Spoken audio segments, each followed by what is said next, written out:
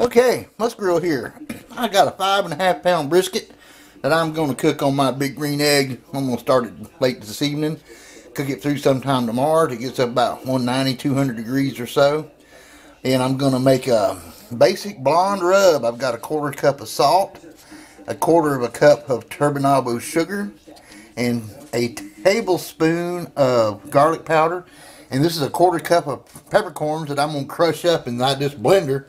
Mix all this together, rub it down, put it in the refrigerator for about 8 hours, and start it up sometime this afternoon and let it cook through the night. Alright, we'll be back. Okay, I'm going to try to keep this thing under 10 minutes, but I don't know. Sometimes it's hard. Anyway, I'm going to take some of that Worcestershire sauce and just rub it lightly over on both sides of this.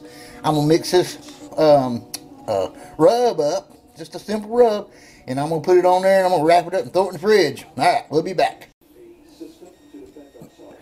Okay, here we are again. Now, there's underneath this thing, there is about a 1/4 inch of a fat cap, maybe a little thicker. I'm going to leave it on there. I'm not going to trim it. And I'm going to cook it, fat cap up. And this is it rubbed. I'm going to wrap it up here in another sheet of foil. Put it in the refrigerator, and just let her marinate till about 6 or 7 o'clock tonight. And put her on and let her go. Alright, we'll be back. Okay, here it is. I turned it over. It's got the fat cap up. We're gonna. I think I'll probably just cut some lines in here. I should. It'll be on a crosshatch pattern. Anyway, I'm gonna go out here and look at the grill. Out there at the big green egg. All right, we'll be back. Okay, now as you can see, I cut some crosshatches in this brisket here. I worked in the meat house as a kid. From the time I was about 14 to the time I was about 18, I worked at McLemore's in Vidalia, Georgia. Yeah, that place is still around, man. We used to do, I don't know, 20 hogs a day, two cows a day, off half day Wednesday, half day Saturday. They did chitlins, cracklins. Oh, man, they did it all. Pork, beef, goats. Whoo, goats are tough. Sheep are even worse. Alright. Anyway, I digress. We'll be back.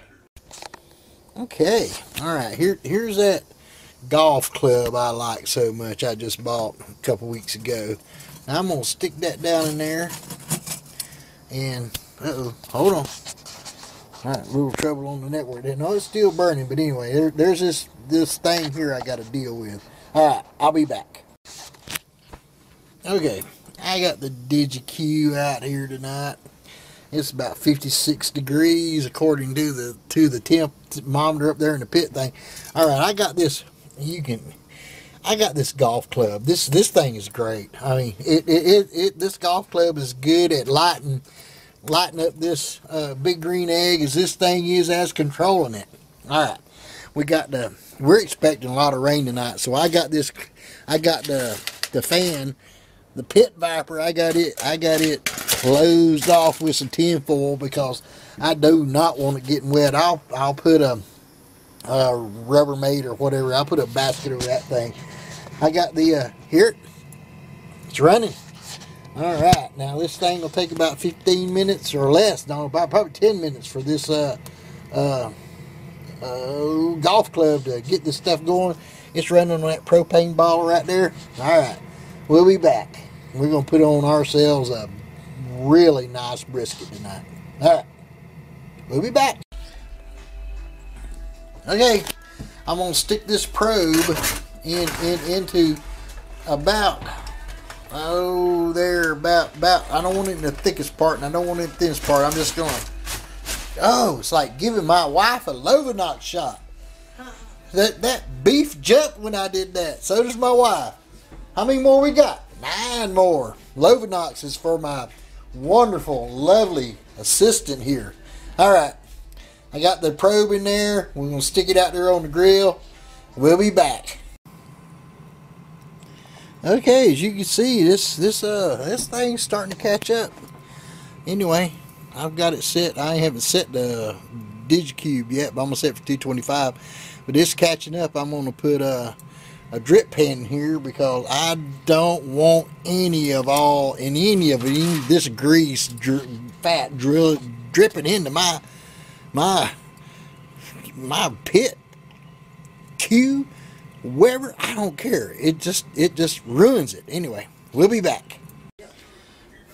Okay, here we are. This is the juice that's left over from 10-12 hours of marinating that brisket in that blonde rub I was telling everybody about. Anyway, I'm going to pour that into this thing here, and I'm going to spread it over the top of those grid cuts on that fat cap. Alright, this is it. I ain't going to be back tonight. We'll check it in the morning. Alright, good night. Okay, let's grill here. Still talking about that brisket I did last night, picked up this morning. I hadn't showed y'all that yet, but I'm going to make coleslaw. But first I'm going to make the coleslaw dressing. And all these ingredients go into here. And I've got a video up on Musgrill about how to make this coleslaw dressing. I tell you what, folks, it's actually a dressing done by Justin Wilson back in the... I saw it back in the 80s, and I fell in love with it, and I've been making it since then. I've never made any other coleslaw at home without making this dressing here. It starts with mayonnaise, olive oil, Worcestershire sauce, a little bit of mustard, ketchup, red wine vinegar, hot sauce. You can use Tabasco, whatever. I'm using Crystal tonight, and black pepper, and a little bit, and a splash of garlic powder. Just a little bit, like a quarter teaspoon. And it goes a long way. All right. We're going to be back with that brisket here in a minute. That thing cooked all night. Oh, I did learn one thing. I'll talk that about when I show the brisket. Alright, we'll be back. Okay, I'm not going to concentrate too much on the coleslaw. This is what the dressing looks like. This is what the coleslaw looks like. And down under there's about a half a cup of chopped bread and butter pickles. I'm going to put it all together and put that in the refrigerator. We'll be back to talk about that brisket. Alright. Alright. This thing looks like a meteorite until you cut into it. And then you got this lovely, lovely meat in here. And one thing I want to talk about, this is my first brisket on the Big Green Egg. This ain't my first brisket. I've cooked many of them on offset smokers and Weber's and gas powered. I've cooked a couple in electric smokers. This one's good. As good as any of them, maybe even better. The one thing I won't do again is at the first of this video you saw I had two large chunks of hickory. I'm not going to do that anymore. I'm going to use chips from now on, because this it's not over smoked, but it's close to being over smoked. It's not sour. It's got great flavor, and it come out wonderful. I mean, you can see it. Look at that. It's just absolutely beautiful. It's got this crust on it. Oh man, that's great. I'm gonna take the rest of this into my buzz tomorrow.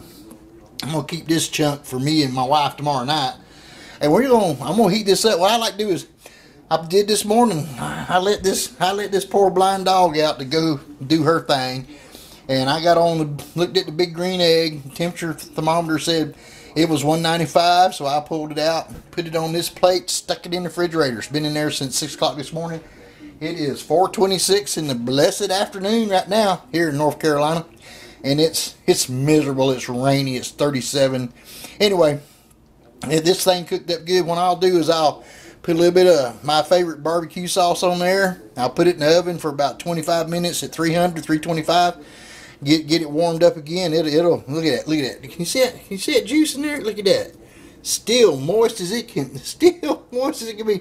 I'll trim that fat off before I eat it. You know, you can see the fat around here. You see the smoke ring. Look at this. I mean, this stuff is, I don't know how to say it. I wish you could smell it. This dog is blind, and when I cut into it, she jumped out of her bed and come over here. Anyway, I'll show you the finished product after it's done. Coleslaw and Texas style brisket. And I tell you folks, you can see right here, that's where I cut those cross hatches in here. Don't quite go to the meat. You gotta be careful. I learned that at the meat house. They did all kinds of fat and cross hatches. They did their meatloafs the same way. And, well, not Brunswick stew, but they did make a good Brunswick stew. Anyway, I digress like I always do. All right, we're gonna heat this up. We'll be back. Okay, here I use this Georgia South barbecue sauce from Burnsville, Georgia. Burnsville, Georgia. And I like it because it's got molasses in it. And it's sweet. It's tangy. It's got vinegar. And I'm telling you folks, it's just good. You may not be able to find it outside the state, outside the South. But anyway, if you can't, I guess you can probably find it online. Ask them to send you some. But it's as good as I found. Anyway, as you can see, I've coated the brisket here with a little bit of that sauce. I'm going to wrap it tight in tin foil and cook. Just heat it back up 300, 325, 25 minutes. All right, we'll be back. Wow, look here. I was digging through the freezer this morning, and look what I found. I found not only this, I found another one of boiled peanuts I made back in August. Yummy. Yummy, yummy. My lovely sweet assistant says yummy, yummy. They're delicious. Marcia, we're gonna bring you some. All right. Got the brisket in the oven. Coleslaw in the refrigerator. We'll be back. Okay, here it is. It was in a 300-degree convection oven for 25 minutes, and this is what it's all about right here. This is it. I mean, hey, it is back warm again. I like putting it in the refrigerator. I don't ever put it in the cooler. Put it in the refrigerator, let it tighten up. Okay, don't bash me about the cooler, because you got to do what you got to do. But I'm just telling you, I don't ever put mine in the cooler. I pull them off the smoker, put it in the refrigerator, and then reheat it. And this is it. I'm telling you. Look at that. Look at that. I mean, it's just falling a frickin' apart, and it's back to juice again. Whew. All right, this is it. We're gonna eat. Look at that. Me and lovely assistant, those are sweet runners from South Georgia. I found a bag of them down there in the freezer. They were cooked last August. They were green peanuts. Anyway, we had a wonderful time. All right, we're gonna go pray. And look at this. That's that salad. That's that slaw. All right, we'll be back. But this is it for the brisket weekend. Goodbye.